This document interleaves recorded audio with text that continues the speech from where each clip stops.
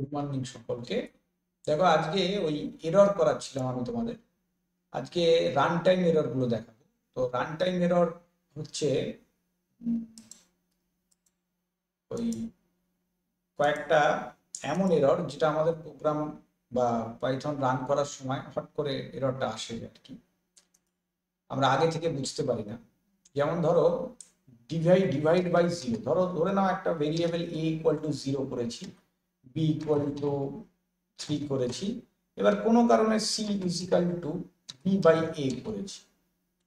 এবার এইখানটাতে দেখো এর মানটা যেহেতু জিরো আছে, জিরো দিয়ে কাউকে ভাগ করা যায় না, ইনফিনিটিভ মান হয়ে যায়।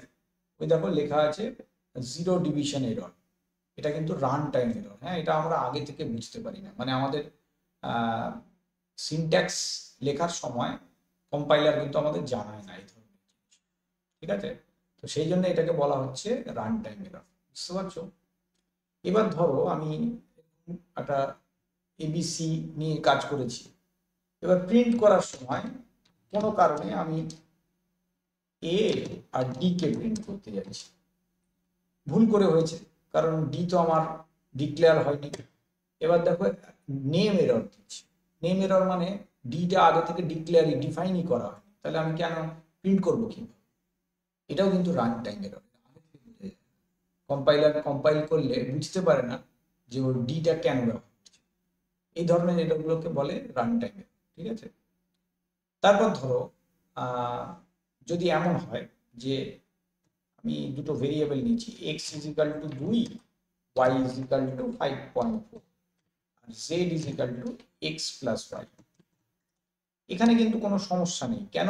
কারণ এক্সটা ইন্টিজার আর জেড ওয়াইটা হচ্ছে ফ্লোট। এই দুটোকে যদি আমি যোগ করতে চাই, দেখো কোনো এরর নেই, মানে অটোমেটিক্যালি ফ্লোটে কনভার্ট করে নিয়ে ডাইনামিক্যালি এটা পাইথন করতে পারে। ঠিক আছে, কিন্তু যদি এমন হতো, ধরে নাও আমি ডাব্লিউ বলে একটা নিয়েছি, যার ভেতরে একটা স্ট্রিং লিখেছি, এ বি সি লিখেছি। এবার আমি ভুল করে কি করছি, Z is equal to W plus x করছি, মানে একটা ইন্টিজার ভ্যালুর সঙ্গে স্ট্রিংকে যোগ করার চেষ্টা করছি। তখন কিন্তু এটা এরর দিচ্ছে।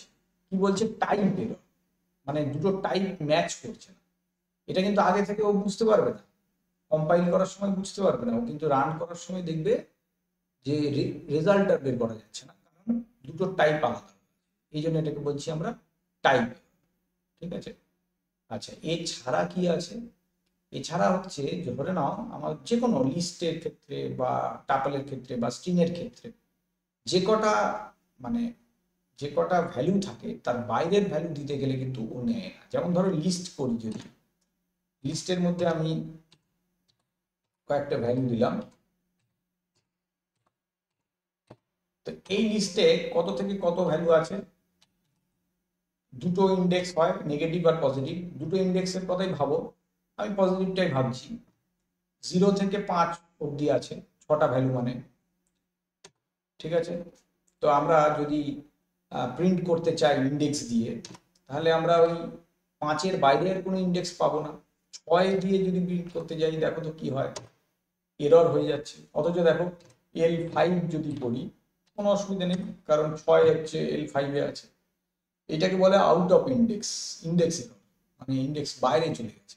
এটা লিস্টের ক্ষেত্রেও হতে পারে, টাপলের ক্ষেত্রেও হতে পারে। ধরো টাপল আছে এরকম 10, 20, 30, 40 এরকম আছে। এই টাপলের ক্ষেত্রেও ব্যাপারটা তাই দাঁড়াবে। টাপলেরও যদি আমি ধরো এখানে 0 থেকে 3 অবধি আছে, তো টি দিয়ে 3 অবধি প্রিন্ট করতে পারো, তাই না? কোনো অসুবিধা নেই। কিন্তু যখনই আমি টি দিয়ে 5 প্রিন্ট করতে যাব, 4 প্রিন্ট করতে যাব, এরকম ইন্ডেক্স এরর চলে আসবে। বুঝতে পারছো? এই ধরনের জিনিস যে কোনো সিকোয়েন্সের ক্ষেত্রে এটা হয়, কারণ ওখানে ইন্ডেক্সিং থাকে অটোমেটিক। তো নেগেটিভ এবং পজিটিভ, এই নেগেটিভ পজিটিভ যেগুলো থাকে তার বাইরে যদি আমরা কোনো ভ্যালু দিয়ে দিই, তাহলে কিন্তু ও সেটা ইন্ডেক্স এরর দেখিয়ে দেবে।